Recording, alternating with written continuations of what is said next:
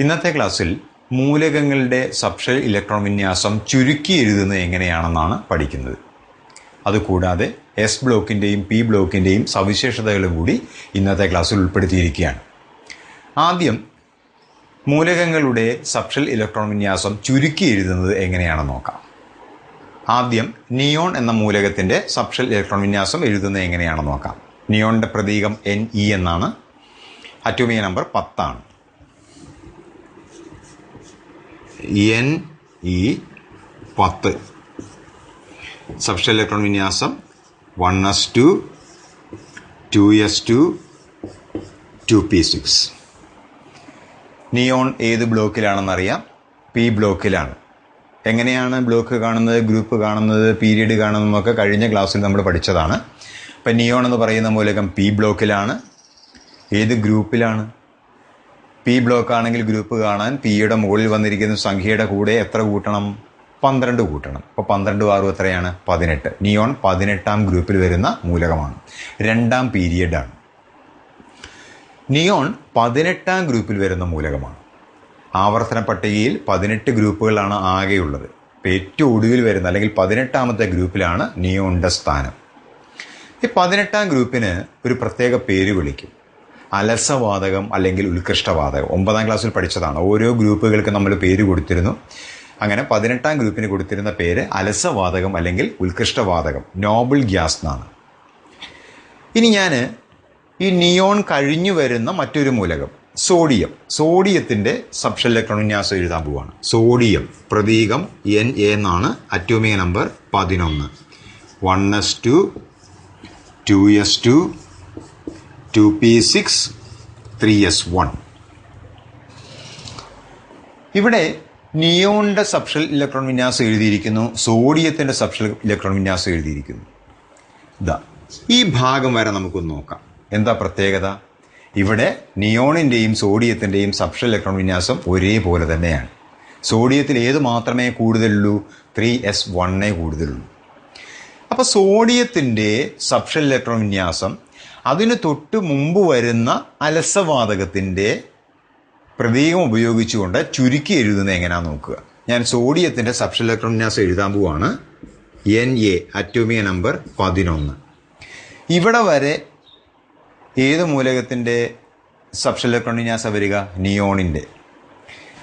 ആ നിയോൺ എന്നുള്ളത് ആ പ്രതീകം നമുക്ക് എന്ത് ചെയ്യാം? ഒരു സ്ക്വയർ ബ്രാക്കറ്റിൽ കൊടുക്കാം, neon.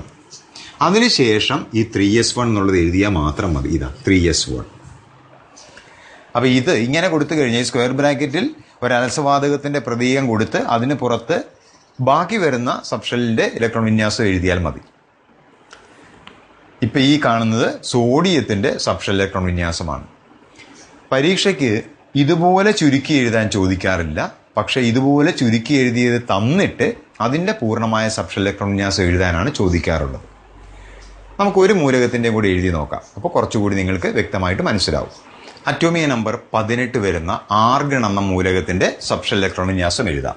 Argon Ar അറ്റോമിക number 18. 1s2 2s2 2p6 3s2 3p6. 6 2 8 6 14 2 16 2 18 ആർഗണിൻ്റെ subshell electron വിന്യാസം എഴുതി. ആർഗൺ ഏത് ബ്ലോക്കിൽ വരുന്ന മൂലകമാണ്? പി ബ്ലോക്കിൽ വരുന്ന മൂലകമാണ്. എത്രാമത്തെ ഗ്രൂപ്പാണെന്ന് നോക്കുക? 18ാമത്തെ ഗ്രൂപ്പാണ്. അപ്പോൾ ആർഗണും നിയോണിനെ പോലെ തന്നെ ഒരു അലസവാതകം അല്ലെങ്കിൽ നോബിൾ ഗ്യാസ് ആണ്. ഇനി ഇത് കഴിഞ്ഞു വരുന്ന ഒരു മൂലകത്തിൻ്റെ സബ്ഷെൽ ഇലക്ട്രോൺ വിന്യാസം എഴുതാം. പൊട്ടാസ്യം 19. എങ്ങനെയാണ് വരിക? 1s2 2s2 2p6 3s2 3p6 4s1. ഇതാണ് പൊട്ടാസ്യത്തിൻ്റെ സബ്ഷെൽ ഇലക്ട്രോൺ വിന്യാസം. ഇനി നമ്മൾ ചെയ്യാൻ പോകുന്നത് ഈ പൊട്ടാസ്യത്തിൻ്റെ സബ്ഷെൽ ഇലക്ട്രോൺ വിന്യാസത്തിനെ അതിന് തൊട്ട് മുമ്പ് വരുന്ന അലസവാതകമായ ആർഗണിൻ്റെ പ്രതീകം ഉപയോഗിച്ച് എങ്ങനെ എഴുതാം എന്നാണ്. ഇവിടെ വരെ രണ്ടും ഒരുപോലെ തന്നെയാണ്. അതുകൊണ്ട് നമുക്ക് എഴുതാം സ്ക്വയർ ബ്രാക്കറ്റിൽ AR എന്ന് എഴുതി അതിന് പുറത്ത് 4s1 എന്ന് എഴുതിയാൽ ഇത് ഏതിൻ്റെ സബ്ഷെൽ ഇലക്ട്രോൺ വിന്യാസമാണ്? 19 അറ്റോമിക നമ്പർ വരുന്ന പൊട്ടാസ്യത്തിന്റെ സബ്ഷെൽ ഇലക്ട്രോൺ വിന്യാസമാണ് ഇത്. ഇങ്ങനെയാണ് ചുരുക്കി എഴുതുക. പരീക്ഷയ്ക്ക് ഇതുപോലെ തരും. തന്നതിന് ശേഷം ഇതിന്റെ പൂർണ്ണമായ സബ്ഷെൽ ഇലക്ട്രോൺ വിന്യാസം എഴുതാനാണ് ആവശ്യപ്പെടുന്നത്. അങ്ങനെയുള്ള ഒരു ചോദ്യം നമുക്ക് ചെയ്തിട്ട് അടുത്ത ഭാഗത്തേക്ക് കടക്കാം. ഒരു മൂലകത്തിന്റെ സബ്ഷെൽ ഇലക്ട്രോൺ വിന്യാസം ചുരുക്കി എഴുതിയിരിക്കുന്നത് തന്നിട്ടുണ്ട്. ഇതിന്റെ പൂർണ്ണമായ സബ്ഷെൽ ക്രമീകരണം എഴുതണം. അതിന്റെ അറ്റോമിക നമ്പർ എത്രയാണെന്ന് കണ്ടെത്തുകയും വേണം. ഇതാണ് ചോദ്യം. പരീക്ഷയ്ക്ക് ഈ രീതിയിലാണ് ചോദിക്കുക. എങ്ങനെയാണ് ഇതിന്റെ പൂർണ്ണമായ സബ്ഷെൽ ക്രമീകരണം എഴുതുക? സബ്ഷെൽ ക്രമീകരണം അവസാനിക്കുന്ന എങ്ങനെയാണെന്ന് നമുക്ക് ഇവിടുന്ന് മനസ്സിലാക്കാം. 4s2 എന്നാണ് അവസാന സബ്ഷെൽ വരിക. എപ്പോഴും ഇലക്ട്രോൺ വിന്യാസം എഴുതുമ്പോൾ ആദ്യം ഊർജ്ജം ഏറ്റവും കുറഞ്ഞ സബ്ഷെല്ലിലാണ് ഇലക്ട്രോൺ കൊടുക്കുക. അത് ഏത് സബ്ഷെല്ലാണെന്ന് നമുക്കറിയാം, 1s ആണ്.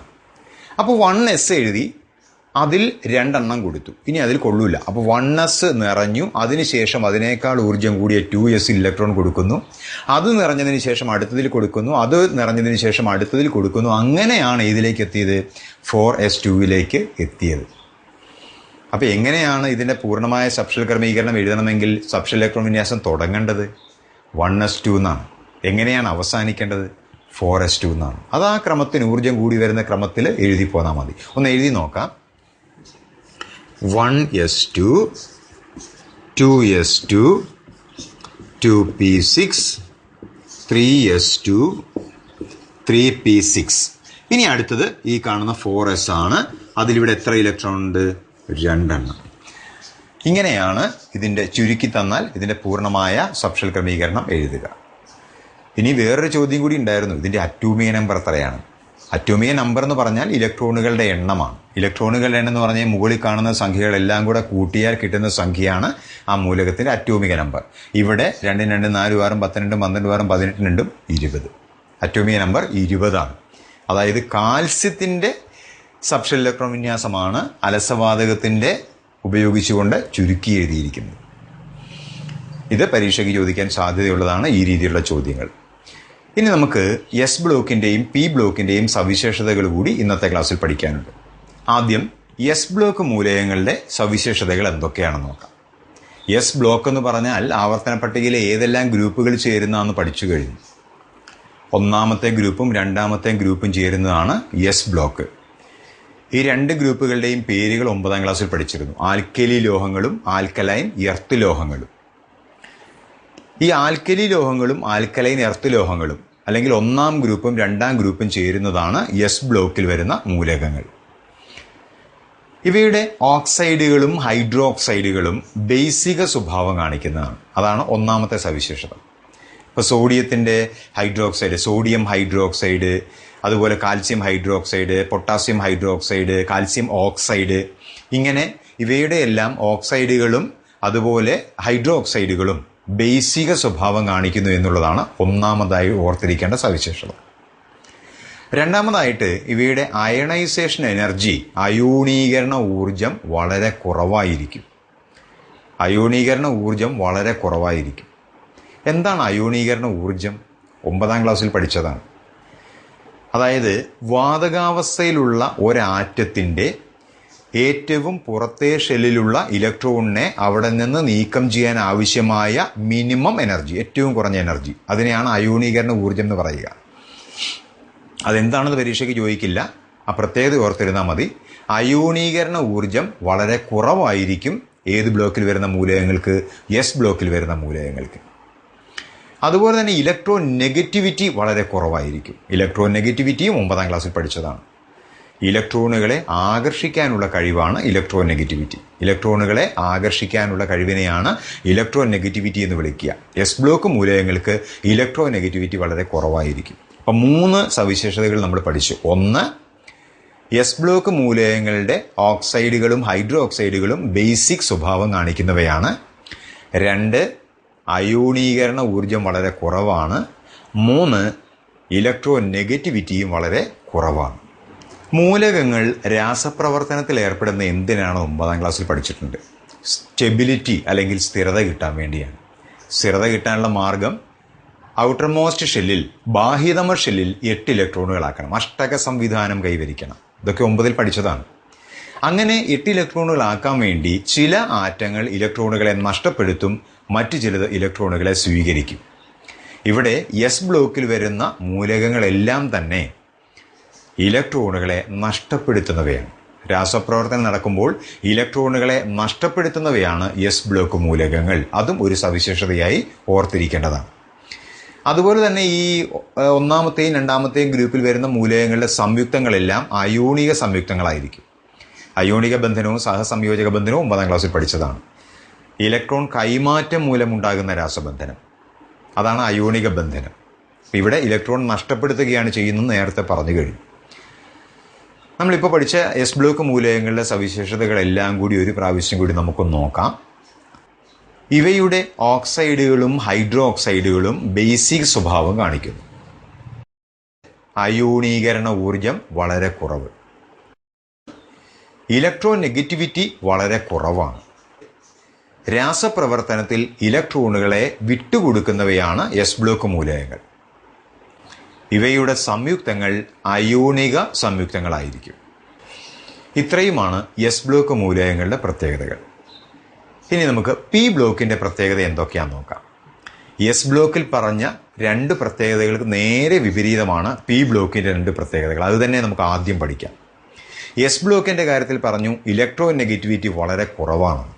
പി ബ്ലോക്ക് ആണെങ്കിലോ ഇലക്ട്രോ നെഗറ്റിവിറ്റി കൂടുതലായിരിക്കും. പി ബ്ലോക്കിൽ വരുന്ന ഫ്ലൂറിനാണ് ഏറ്റവും കൂടുതൽ ഇലക്ട്രോ നെഗറ്റിവിറ്റിയുള്ള മൂലകം. 17ാം ഗ്രൂപ്പിലാണ് ഫ്ലൂറിൻ വരിക. ആ ഫ്ലൂറിനാണ് ഏറ്റവും കൂടുതൽ ഇലക്ട്രോ നെഗറ്റിവിറ്റി ഉള്ളത്. 9ാം ക്ലാസ്സിൽ പഠിച്ചതാണ് ഇലക്ട്രോ നെഗറ്റിവിറ്റി സ്കെയിൽ.